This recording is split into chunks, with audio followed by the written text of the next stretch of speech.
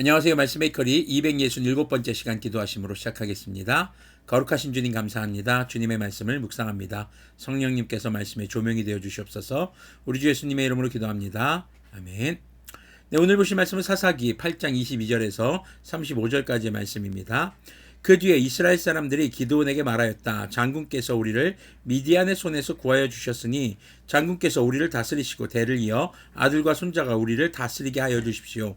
그러나 기드온은 그들에게 말하였다. 나는 여러분을 다스리지 않을 것입니다. 나의 아들도 여러분을 다스리지 않을 것입니다. 오직 주님께서 여러분을 다스리실 것입니다. 자, 미디안을 격파한 뒤에 이스라엘 백성들은 기드온과 그리고 그의 자녀들이 자자손손 자신들을 좀 다스려 주길 바랍니다. 왜요? 미디안이 억압하는 동안 너무 힘들었거든요. 그런데 그 원인을 하나님을 떠났기 때문이라고 보는 것이 아니라 자기들에게 강한 지도자가 없었기 때문이라고 지금 보고 있는 겁니다. 자, 그런데 기드온은요. 기드온의 이 인생에서 가장 지혜로운 말로 거절을 합니다. 그들을 바로 이스라엘을 다스릴 분은 오직 주 하나님뿐이라는 것이죠. 자, 여기서 기드온의 이야기가 끝났으면 얼마나 좋았을까 라는 생각이 다음 구절을 읽으면 등장합니다. 24절을 보면요. 기드온은 말을 계속하였다. 여러분에게 한 가지 청이 있습니다. 각 사람이 얻은 전리품 가운데서 귀고리 하나씩을 나에게 주십시오. 미디안군은 이스마엘 사람이므로 모두 금 귀고리를 달고 있었다. 그들은 기꺼이 드리겠습니다 하고 말하면서 겉옷을 펴고 저마다 전리품 가운데서 귀고리 하나씩을 거기에 던졌다. 그의 요청으로 들어온 금 귀고리의 무게는 금 1700세겔이나 되었다. 그 밖에도 초승달 모양의 장식품과 폐물들, 미디안 왕들이 입었던 자주색 옷과 낙타 목에 둘렀던 사슬이 있었다. 자, 자주색 옷은 왕들만 입을 수 있었던 옷이었습니다. 자, 기드온은 이것들을 가지고 에봇 하나를 만들어 자기가 사는 오보라 성읍에 두었다. 에봇이라는 것은요, 이제 옷 겉에 입는 조끼 같은 형태의 옷이었어요. 근데 이제 금속으로 만들거나 단단한 물체로 만들면 갑옷 같은 그런 느낌의 옷이었습니다. 자, 그러자 온 이스라엘이 그곳에서 그것을 음란하게 섬겨서 그것이 기드온과 그 집안의 올가미가 되었다. 이와 같이 하여 미디안은 이스라엘 사람에게 복종하게 되었고 다시는 고개를 들지 못하였다. 기드온이 사는 40년 동안 그 땅은 전쟁이 없이 평온하였다. 자, 여기서 이제 기드온의 문제가 나타납니다. 사람들이 전리품으로 얻은 것, 바로 미디안 사람들에게 빼앗은 것 중에서 금귀고리 하나씩을 지금 달라는 겁니다.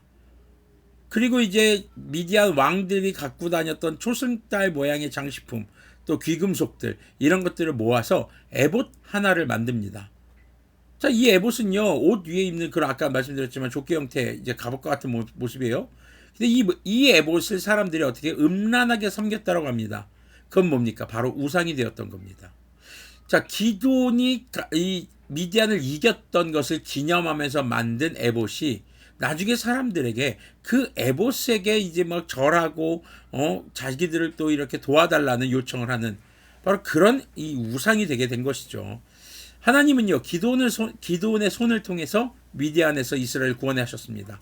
그런데 기드온은 자신의 손으로 우상을 만드는 그런 좀 아이러니한 모습을 지금 보여주고 있습니다. 결국 자신의 업적을 드러내고자 했었던 것이고 이는 하나님께 돌려야 할 영광을 가로챈 그런 모습이었죠. 자, 이것이 이제 우상 숭배로 이어지게 되는 그런 결과를 낳게 된 것으로 보여집니다. 자, 29절 내용부터 계속 보면요. 요아스의 아들 여룻바알은 자기 집으로 돌아가서 살았다. 그런데 기드온은 아내가 많아 친아들이 70명이나 되었다. 자, 이것도 지금 사실 결코 좋은 모습은 아닙니다. 사실 하나님께서 일부 다처제를 허용하신 건 아니었어요. 자, 또 세겜에 있는 첩과의 사이에서 아들이 하나 태어났는데 그 아들에게는 아비멜렉이라는 이름을 지어주었다. 아비멜렉 이름을 잘 기억해 두십시오. 요아스의 아들 기드온은 나이가 많을 때까지 잘 살다가 죽어서 아비에셀 사람의 땅 오브라에 있는 그의 아버지 요아스의 무덤에 묻혔다. 기드온이 죽으니 이스라엘 자손이 다시 바알들을 음란하게 섬기고 바알브릿을 자기들의 신으로 삼았다. 이스라엘 자손은 주위의 모든 적으로부터 자기들을 건져내신 주 하나님을 기억하지 않았다. 또 여룻바알이라고 하는 기드온이 이스라엘에게 선을 베풀었지만 아무도 그 가족에게 은혜를 갚지 않았다. 자, 지금요, 기드온은 자기 자신이 이스라엘을 다스리지 않고 하나님만이 이스라엘을 다스리신다는 아주 멋진 믿음의 고백을 했어요.